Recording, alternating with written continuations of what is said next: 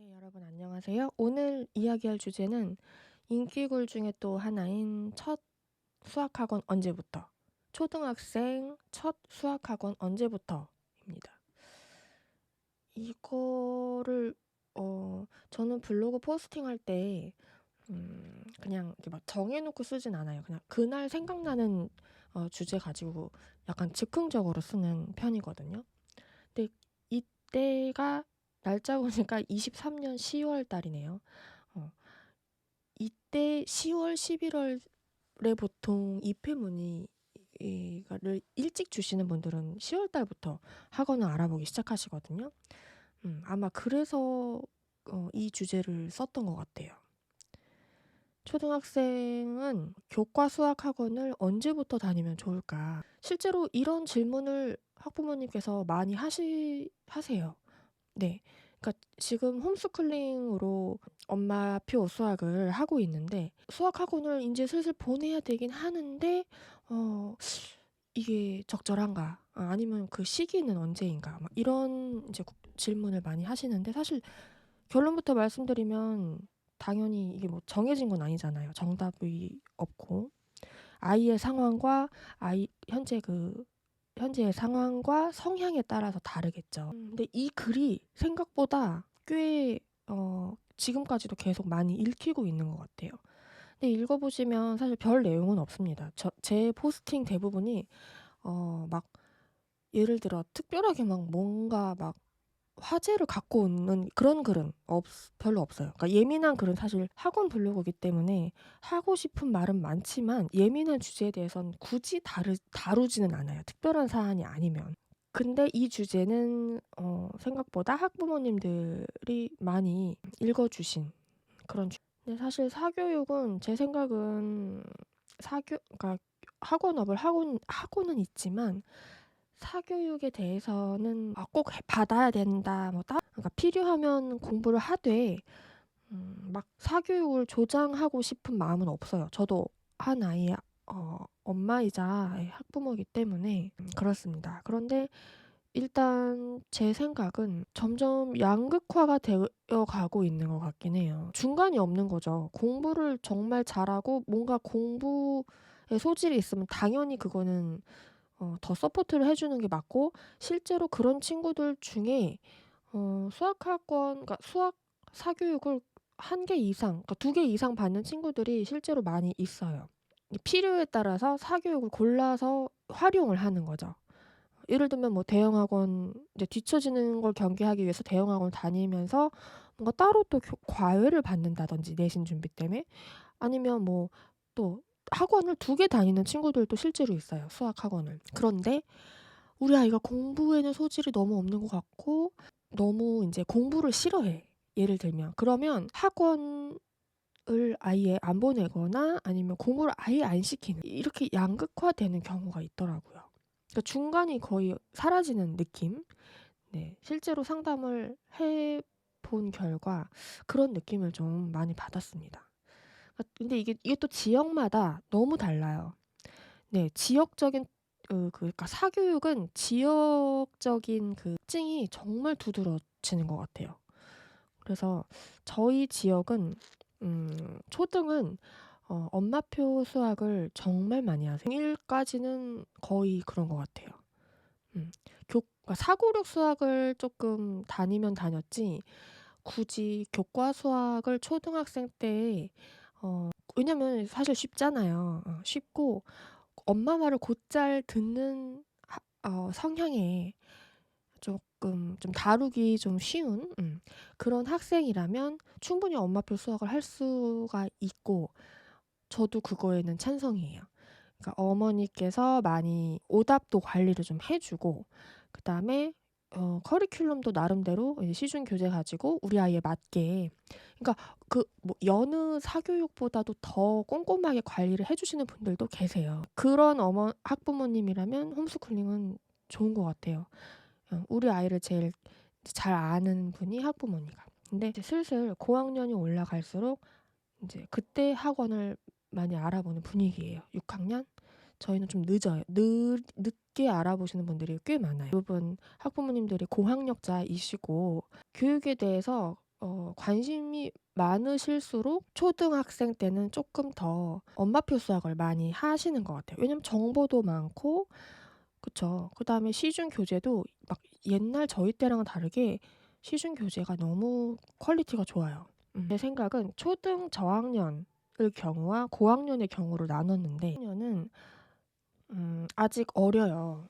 그래서 아마 교과 수학 학원인데 뭐 초등 1 학년부터 수업을 하는 경우는 생각보다 많이 없을 거예요. 예 찾아보시면. 사고력 수학이나 또 뭐 그러니까 사고력 쪽으로는 있는데 음 교과 수학을 인제 수업을 하는 경우는 3 학년부터 보통 수업을 하거든요, 일반 학원은.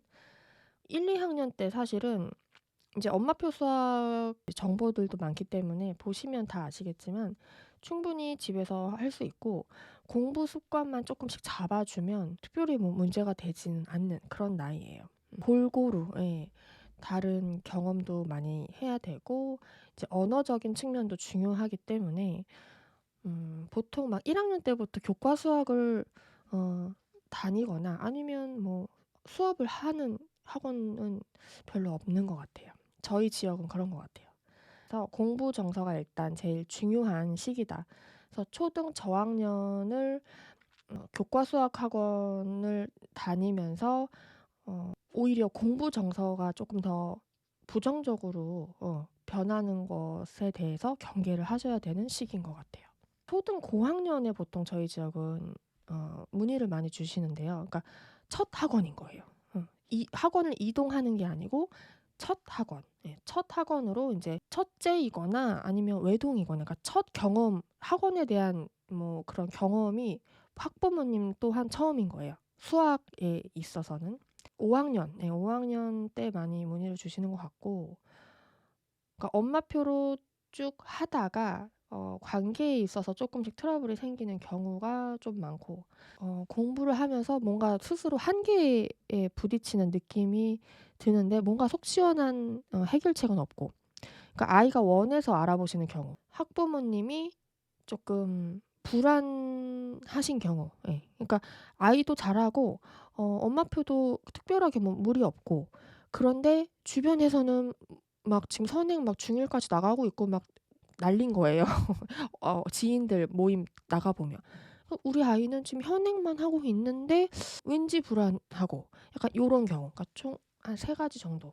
결론적으로 말씀드리면 불안해서 아이가 원하지 않는데 학부모의 불안감 때문에 학원을 억지로 보내는 거는 저는 추천드리지는 않아요.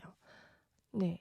아이가 공부할 생각이 있고 의지가 있어야 수업도 가능하고 시너지도 나거든요. 그런데 사실 5 학년, 6 학년은 제 생각은 중요한 시기인 것 같아요. 수학이 갑자기 쪼끔 4 학년까지는 어느 정도 집에서 숙제만 하고 좀 학교 수업만 좀 집중을 해서 들어도 괜찮거든요.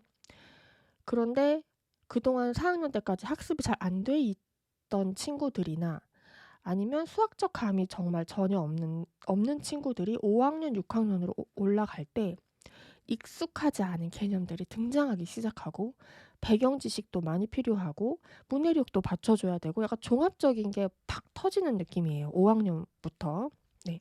그러다 보니까 인제 이때에서부터 쪼끔 아이가 잘해 왔는데 뭔가 마음에 안 들고 이걸 왜 틀리는지 모르겠고 이러다 보니까 아이에 대한 불만이 점점 화가 점점 쌓여가시는 학부모님들도 많고 아이는 아이대로 힘들고 예 속상한 거죠. 잘하고 싶은데 그러니까 도대체 어디서부터 뭘 어떻게 해야 될지 이제 5 학년, 6 학년부터 시작이 되는 거거든요. 공부 습관이 잡힌 친구와 아닌 친구가 쪼끔 차이가 있어요.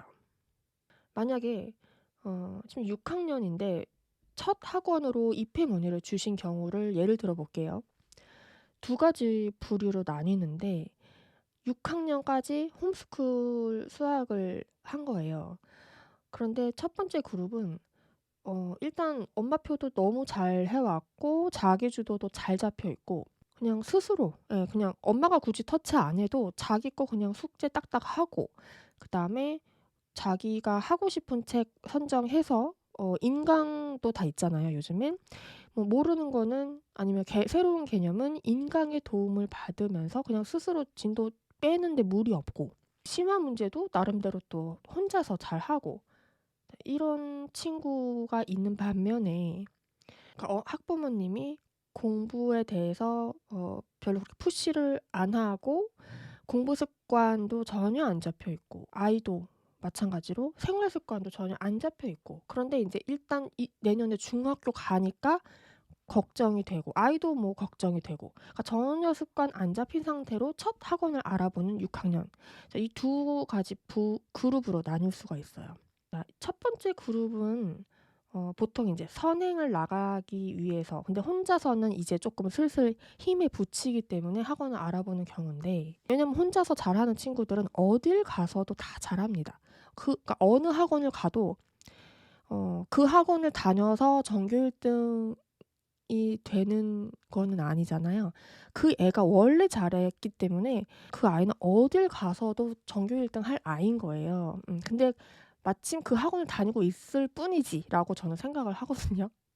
네. 그 학원 시스템과 뭐가 너무 잘 맞아서 얘를 전교 1등을 만들었다? 사실 그거는 조금 의심을 하고 보는 편이에요. 그 아이는 그냥 원래 잘하는 애였던 거예요. 아무튼 첫 번째 그룹은 특별히 문제가 되진 않고 이런 친구들이 사실 첫 학원 알아볼 때는 아이의 성향에 맞게 그냥 보내시면 돼요. 아이 성향에 맞는 학원으로. 그런데 두 번째 그룹의 경우 한 번도 공부를 한 적도 없고 그러니까 정말 순수 백지 같은 아이예요. 그래서 얘가 공부머리가 있는지 없는지조차도 모르고 공부하는 것을 본 적이 없으니까요, 집에서. 그래서 이런 정말 순수 백지 같은 이런 그룹은 정말 모 아니면 도예요. 그래서 두 번째 경우가 사실은 제가 유심히 보는 편이기도 해요. 수업을 할 때. 이 친구의 잠재력은 어디까지이며 한계는 또 어디까지인지 전혀 지금 파악이 안 된 상태로 수업을 진행하는 거예요. 그러니까 학부모님도 아이의 객관적인 상태를 전혀 모르는 상태인 거예요. 그래서 두 번째 경우는 근데 안타깝게도 그러니까 공부 습관이 안 잡힌 경우에서 6학년에 첫 학원을 다니면 습관 잡는 데 있어서 굉장히 힘들어요. 왜냐하면 습관이 어느 정도 고착화된 나이이기 때문에 또 사춘기가 시작하거든요. 6학년에서 이제 중1 시작하면 사춘기가 와요. 그렇기 때문에 이때서 공부 습관 잡는다? 이거는 사실 어려워요. 그래서 초등 저학년 때부터 조금씩이라도 공부 습관을 잡아주시는 게 정말 중요해요. 학원을 뭐 다닌다 안 다닌다를 떠나서 기본은 하자. 저는 그렇거든요. 제발 기본은 하자. 네. 그래서 이제 학원을 처음 알아보실 때 보통은 대형, 소형 이렇게 알아보시잖아요. 요거는 다음 영상에서 이야기하도록 하겠습니다.